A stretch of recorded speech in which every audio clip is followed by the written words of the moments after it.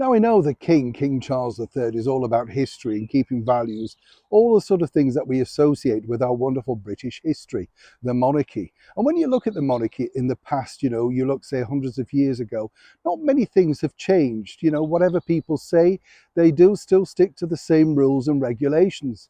If you think about our wonderful late monarch, Queen Elizabeth II, she did everything really by the clock on a calendar, didn't she? Went to Balmoral from her summer holidays, came back in February, then did this, then went to the horse show, the Chelsea Flower Show. She must have known exactly at every single moment of her year where she was, and had to be. Busy lady, obviously, being monarch. But you see, with King Charles, he doesn't necessarily want to change things up too much.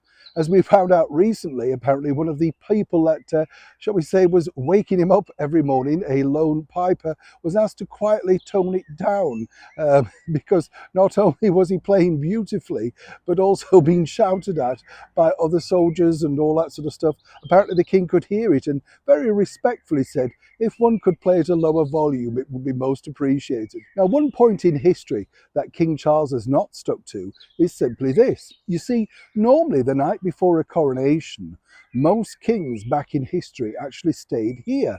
That's right, Speaker's House, in the very heart of the Houses of Parliament, just on the side of Westminster Bridge. An incredible place where the Speaker of the House now resides. Current Speaker, of course, is Sir Lindsay Hoyle. See, when you think about it, it makes perfect sense, because right from 1066 right through to 1821, if you were the monarch in waiting and on the eve of your coronation, you actually stayed there. Now, a lot of people wanted to know this question as to why would the monarch stay there? Obviously, they had palaces and everything, Kensington, you name it. Well, the real reason was this. Back in those particular times, obviously travel was very difficult, and they didn't necessarily go in for big ornate parades through the city of London. Not only was it more dangerous, but it wasn't as well developed as, say, it is today. So the monarch literally would stay around the corner as the guest of the Speaker of the House of Commons in a beautifully restored four-poster bed. During the war, it was removed because that current Speaker decided he didn't like it and it was sold off.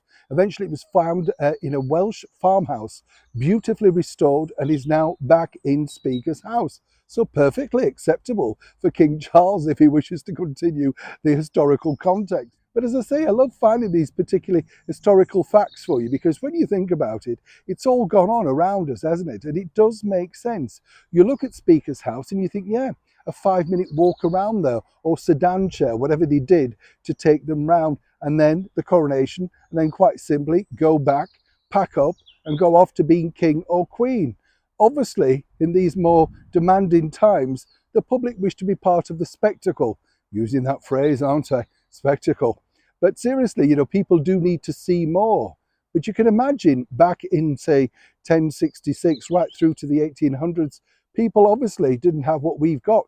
Digital platforms, television, newspapers of that level. So it made perfect sense. So next time you're walking around the Houses of Parliament, or even outside on Westminster Bridge, cast your eye to the window below just before the river takes over. That is exactly where previous monarchs spent their night before their coronation. Neil Sean in the very heart of London.